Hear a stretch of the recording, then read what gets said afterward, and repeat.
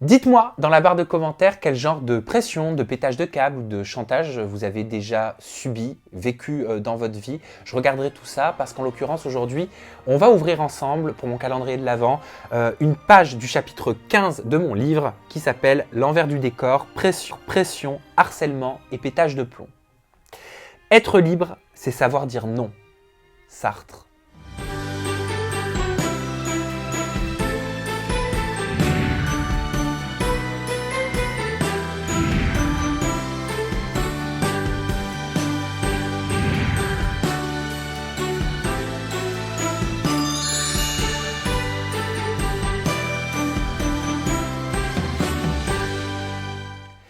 De la même façon, le service de presse de cette chaîne est intervenu au sujet d'une autre de mes interviews, d'une participante à un programme étant en compétition des candidats.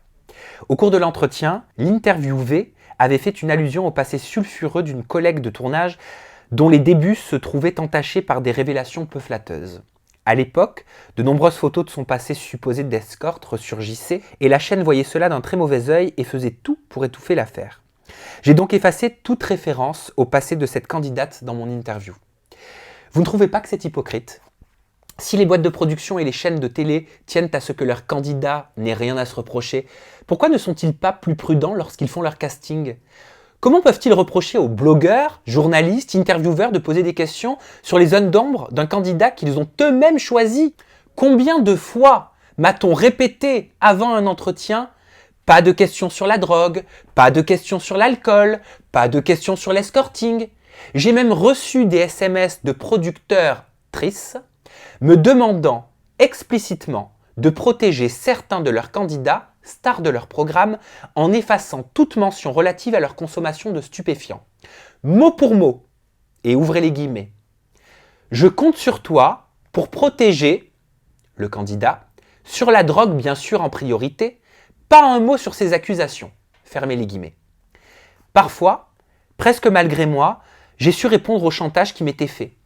Un jour, j'ai enregistré l'interview d'une candidate sans l'approbation du service de presse de la chaîne qui diffusait l'émission.